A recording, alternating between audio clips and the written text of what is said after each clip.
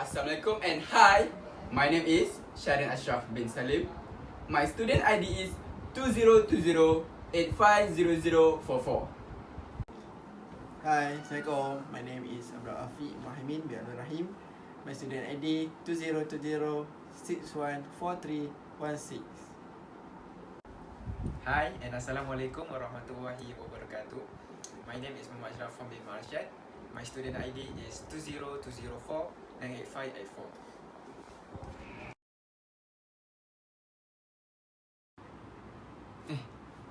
So, do you know what is the definition of overuse injury? Okay, an overuse injury is any type of muscle or joint injury such as tendinitis or a stress fracture that caused by repetitive trauma. An overuse injury typically stems from training error. Training error can occur when you take on too much physical activity too quickly. So, what is the definition of overtraining? Overtraining occurs when an athlete doesn't adequately recover after repetitive intense training and can include fatigue, declining performance, and potential injury. What are the causes of overuse injury? Alright, first, training error.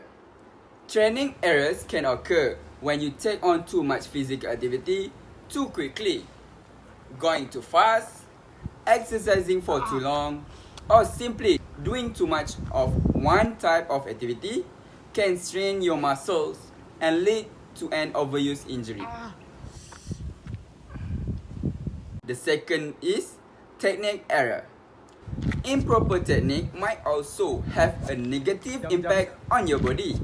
You may overload certain muscles and produce an overuse injury if you employ poor form while performing strength training activities, swinging a golf club or throwing a baseball, and swinging and a racket badminton, for example. My arm!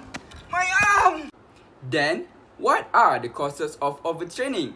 It caused by increasing exercise intensity too soon, not taking enough time to recover, or too much stress. Essentially, working too hard also causes overtraining.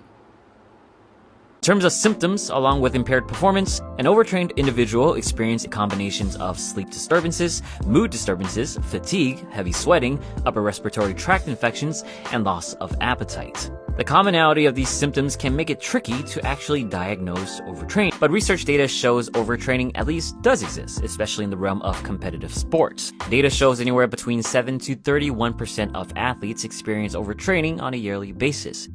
Okay, we move to how to manage. Okay, the goal of treatment is to control the pain, promote healing, prevent complication, and restore normal use of the injured area. So, we have two, during and after.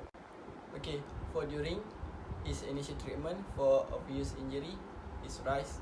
That's mean R for rest, I for ice, C for compression, and E for elevation. Okay, go.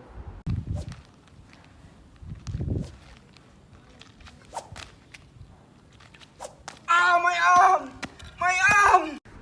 This situation, a guy injured at his arm after playing badminton.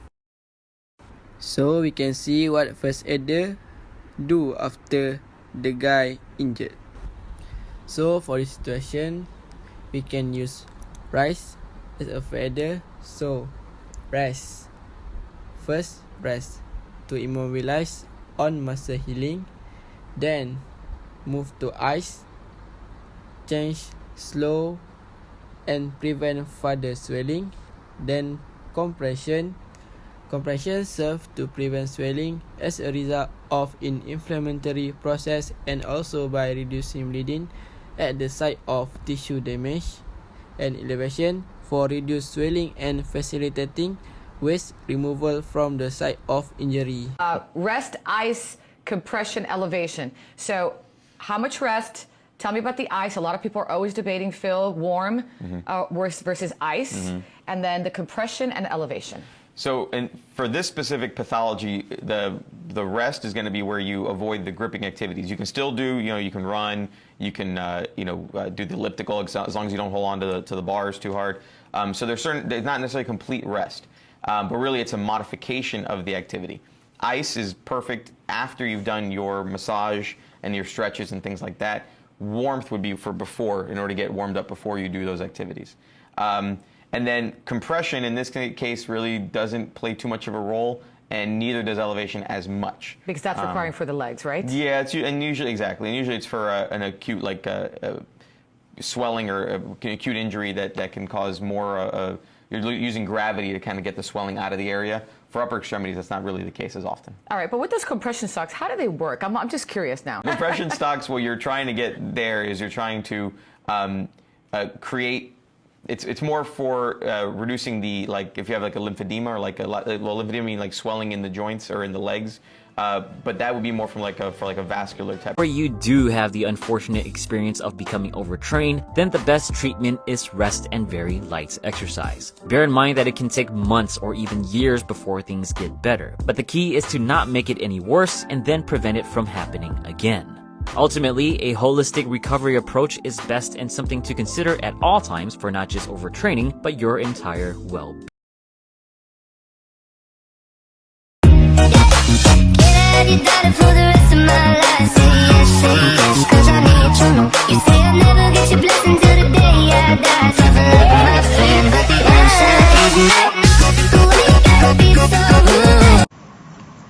Hello and Assalamualaikum warahmatullahi wabarakatuh. Now we will move to the how to prevent overuse and overtraining. Actually, there's a lot of ways how we can prevent it. Here is some of the list that we can use. First of all, use a proper form and gear. Wherever you are starting a new or you have been playing a sport for a long time, consider taking lessons. Using the correct technique is important to preventing overuse injuries. Number 2, pace yourself. If you are studying a new fitness program, avoid becoming a weekend warrior. Compressing your physical activity for the week into 2 days can lead to an overuse injury. Instead, aim for at least 30 minutes of moderate physical activity a day. If you do not have time for a full 30 minutes, you can break it down into smaller blocks of activity throughout the day. It is also a good idea to take time to warm up before physical activity and cool down afterwards. Number 3, gradually increase your activity level. When changing the intensity or duration of a physical activity, do so gradually. For example, if you want to increase the amount of weight you are using while strength training, increase it by no more than 10% each week until you reach your new goal. And last but not least is mix up your routine with cross training. Instead of focusing on one type of exercise, build variety into your fitness program. Incorporating a variety of low-impact activities such as walking, biking, swimming, and also jogging can help prevent overuse injuries by allowing your body to use different muscle groups and not overload any one particular group. And be sure to include strength training for the major muscle group in your arms, legs, and core at least twice a week. And most important is play it safe. Don't allow an overuse injury to prevent you from being physically active. By working with your doctor, listening to your body and pacing yourself, you can avoid this common setback and safely increase your activity level. And finally, what about dealing with overtraining? The best way to deal with overtraining is to prevent it from happening at all.